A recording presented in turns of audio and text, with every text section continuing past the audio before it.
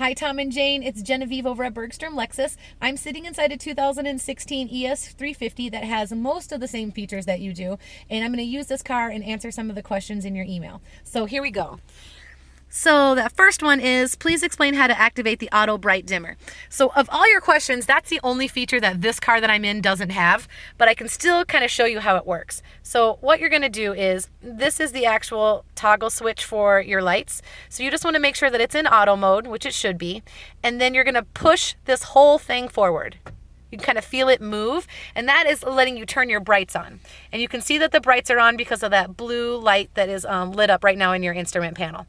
So when this is like this, then you just push that auto dimming button, the auto bright dimming button, and that will just turn that feature on so that when someone's driving at you, it will dim your brights, and when they go away, it'll put your brights back to normal. There's nothing that you have to do once you're in this mode with the brights on, and you have that button push. There's nothing you have to do to make it work. It will just work when someone's coming at you with their brights, coming at you and you've got your brights on.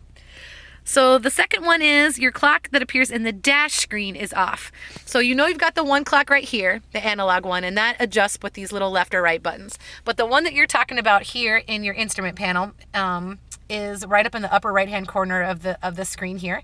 And if I just take these up and down and left and right buttons here on the steering wheel, I can move around in this little screen right here. So I'm going to move my button to the right.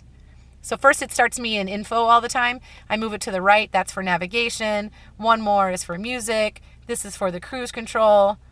This next one is for any messages that the car wants to give you. And this last one, the little sprocket, is actually the settings where you can adjust the clock. So the first thing that comes up in there is the clock.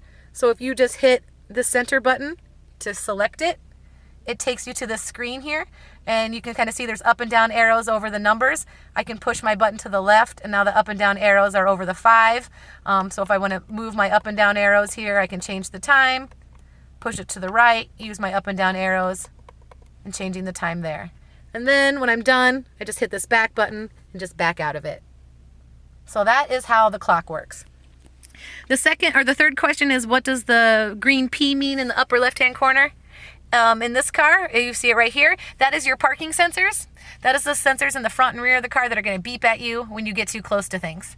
And that original button to turn it off and on is located right here, next to your blind spot monitor button. And if I push this button in, it makes that green P go away. Push it back on, and it makes the green P pop back up. But yeah, it's just parking sensors on your front and rear bumper. The fourth question, Lexus Enform. We've been emailing a little bit about that today. Allie's going to get you set up for that, and then she'll give you a call and kind of walk you through all of those things as well. And then, is there anything in the instrument panel that lets you know how the amount of time that the car has traveled, the amount of time? So yes, that is. And if I back up over here using my left arrows again, all the way over to the I for information. Oops, I went over too far. And then I use my down arrow. Well, actually, I just happen to have it on the screen, but normally it would show up to you like this. You'd be in the I screen, it would look like this. Then you move down a couple times, and the third screen has where it says after start. I've been in the car for 15 minutes, so as soon as I turn the car off, turn it back on again, that's going to go to 0. So as soon as you turn the car on, it just starts timing you. So that is in the I screen. Just right there, and you scroll down to start. And I think that is everything. If you guys need any other help with anything else, please let me know. Talk to you soon.